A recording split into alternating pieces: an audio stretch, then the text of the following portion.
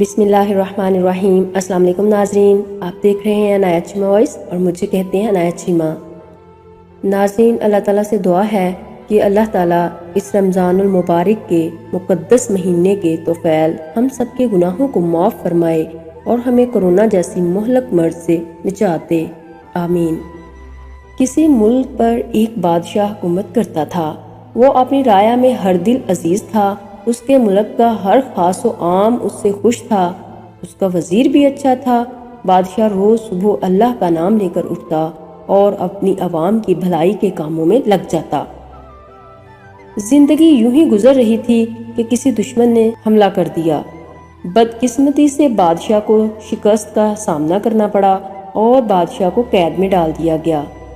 آہستہ آہستہ حالات پھر سے معمول پر آنے لگے۔ آنے والا نیا بادشاہ بھی رعایا کا دل جیتنے میں لگ گیا۔ زندگی پھر سے رواں دواں ہو گئی، مگر یہاں قیدی بادشاہ اپنے شب و روز یہ سوچنے میں لگا رہا کہ آخر اس سے کہاں ایسی کوئی غلطی یا گناہ ہوا ہے جس کی سزا مل رہی ہے۔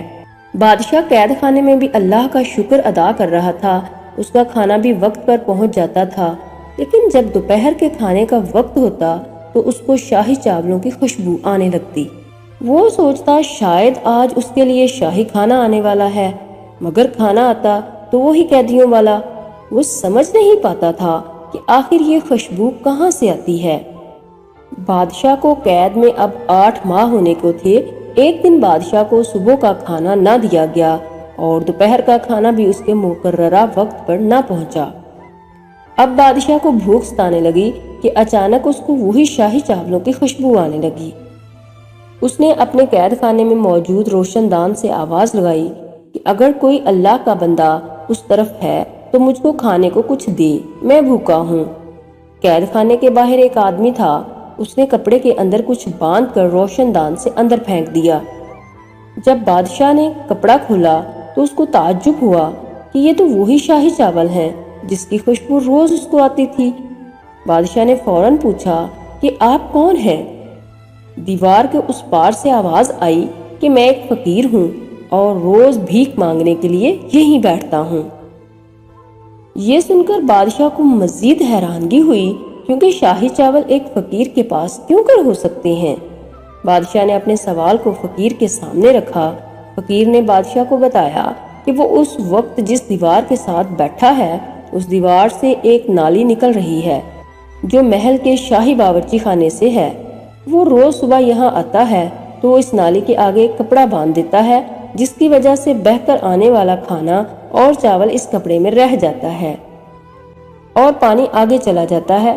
پھر وہ اس کھانے کو گھر لے جاتا ہے، اس میں سے چاول الگ کر کے ان کو دھوتا ہے اور چاولوں کو سکھا کر جمع کر لیتا ہے، اور اسی طرح سے اس نے کافی چاول جمع کر رکھے ہیں، مگر اب وہ یہ کھانا اور جمع نہیں کر پا رہا، کیونکہ یہ کھانا تو اس نے پہلے حکمران کی حکومت میں جمع کیا تھا۔ اس فقیر نے نہایت افسوس کے ساتھ بتایا کہ شاید اب کا بادشاہ اپنے ملازمین کو کھانا پھینکنے نہیں دیتا ہوگا۔ یہ سنتے ہی بادشاہ سمجھ گیا کہ آخر اس کو کس گناہ کی سزا ملی ہے۔ فقیر جب اپنی بات کہہ چکا تو اس نے بادشاہ سے پوچھا کہ وہ کون ہے اور قید خانے میں کیوں کر ہے؟ بادشاہ نے اشکبار ہو کر اس کا جواب دیا کہ وہ ایک بدنصیب بادشاہ تھا اور وہ اس وقت اپنے اللہ کی نعمت کو ضائع کرنے کی سزا کاٹ رہا ہے۔ اللہ کی نعمت صرف اناج ہی نہیں ہے، بلکہ ہر وہ حلال چیز ہے جس کے استعمال سے ہم کو سکون فراہم ہوتا ہے۔ ہوا، پانی، مکان، کپڑا، پیٹرول، گیس اور بجلی، یہ سب ہمارے اللہ تعالیٰ کی نعمتیں ہیں۔ جو چیز آپ کے قابل استعمال نہ ہو، آپ اس کو اپنے کسی ضرورت مند بھائی کو دے دیں۔ اور ناظرین، اپنا قیمتی کامنٹ کرنا مت بھولیے گا۔ اپنا خیال رکھیے گا۔ عنایت شیمہ کو دعاؤں میں یاد رکھنا۔ اللہ حافظ۔